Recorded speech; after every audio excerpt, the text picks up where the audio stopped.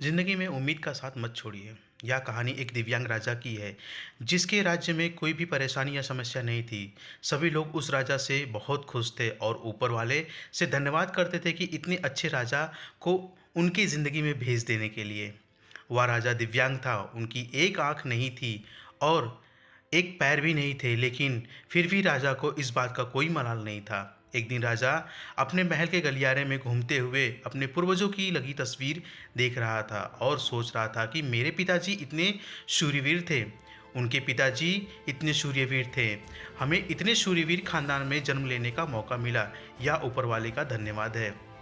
राजा ने सभी चित्रों को देखते हुए आखिरी चित्र तक पहुंचा और फिर उस खाली जगह को देखकर वो चिंतित हो गया, क्योंकि उसे मालूम था कि अब यहाँ जो तस्वीर लगने वाली है वह उसी की लगेगी। लेकिन राजा को इस बात की चिंता नहीं थी कि वह मर जाएगा। चिंता इस बात की थी कि वहाँ जो पेंटिंग लगेगी वो कैसी लगेगी।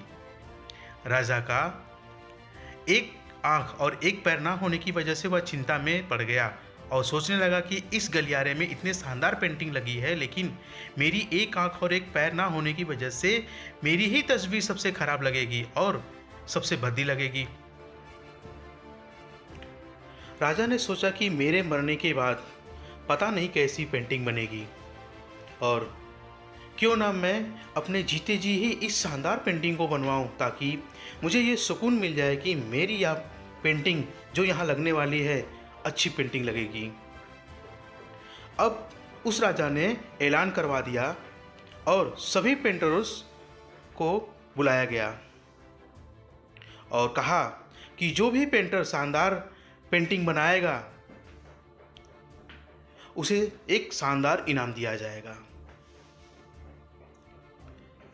अब सभी पेंटर राज्य में आए और उन पेंटर को पता था कि अगर शानदार पेंटिंग बनेगा तो शानदार इनाम मिलेगा, लेकिन जिस राजा की एक आंख नहीं है और एक पैर नहीं है उसका शानदार पेंटिंग कैसे बनेगा। पेंटर सोच रहे थे कि इनाम का तो पता नहीं, लेकिन अगर शानदार पेंटिंग नहीं बनी तो राजा गुस्सा हो जाएगा और सज़ा मिलेगी। इसलिए बड़े बड़े चित्रकार भी आगे आने से डर रहे थे।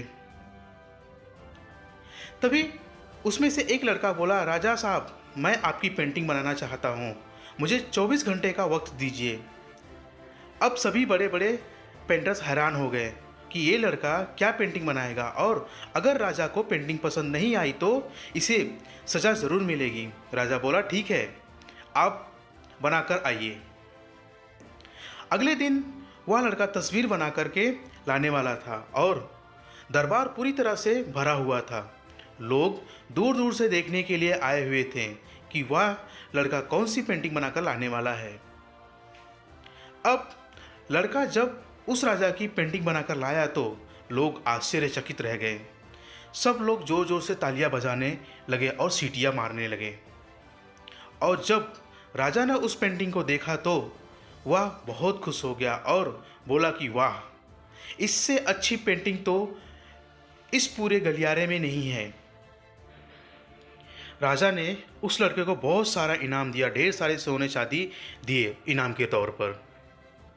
अब आप सोच रहे होंगे कि उस राजा की क्या पेंटिंग बनी होगी, जिसकी एक आंख नहीं है और एक पैर नहीं है, कैसा पेंटिंग बना होगा। उस तस्वीर में लड़के ने उस राजा को एक घोड़े पर सवार किया था।